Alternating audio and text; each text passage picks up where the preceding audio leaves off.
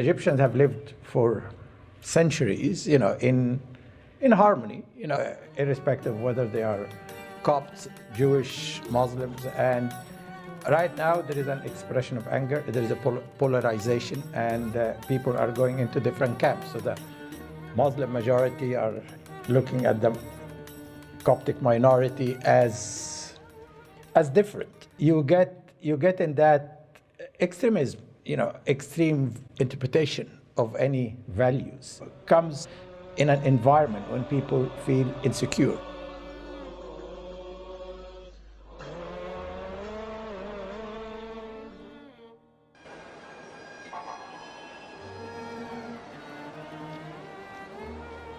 In Europe, we have seen the persecution of the Jews, and we have seen it in many different, the Armenians. I mean, you can go through history in India, the Muslim had to leave and establish a state, and the indigenous people in Latin America, everywhere.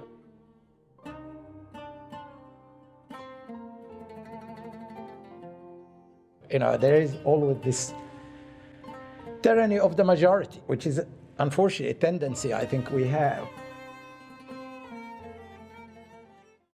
And that's why when we talk about democracy, when we talk about rule of law, the most important is really to make sure that you have a strong judicial system, a strong remedial system that can protect minorities, irrespective of whether they are a religious minority, a racial minority, a linguistic minority.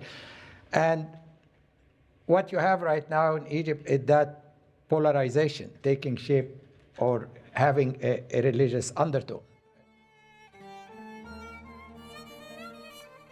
You have to deal with that in creating a different environment. I certainly believe that if every Egyptian or every human being, have enough to eat,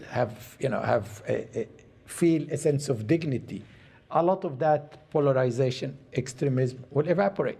So it create a different environment. We go back to what Egypt was 50 years ago, when we lived here in peace and harmony with Christian, Copts, Jews, and everybody.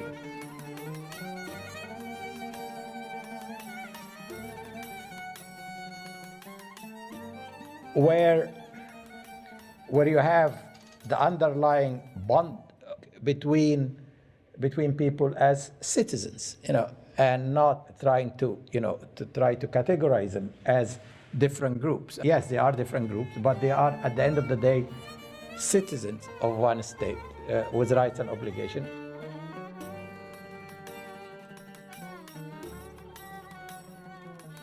They are part of just one human family, where everybody is exactly the same, irrespective of the superficial differences, in my view, what we try to emphasize.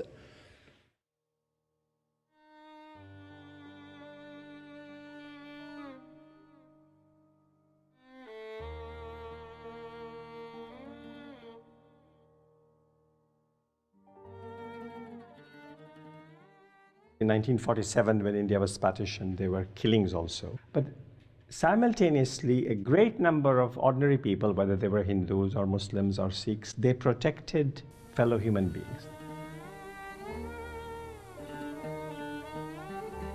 Muslims protected Hindus, Hindus protected Muslims. This happened on a very large scale.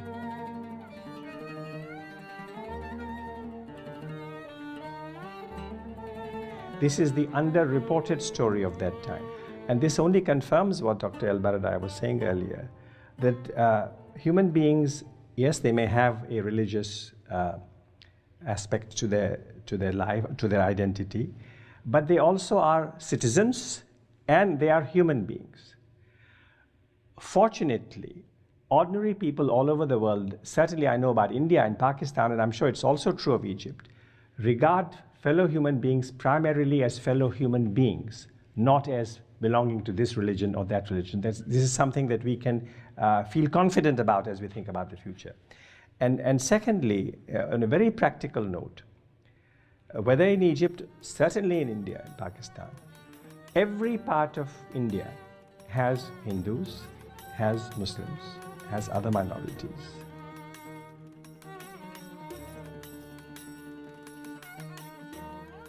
there are other divisions of caste and sect also.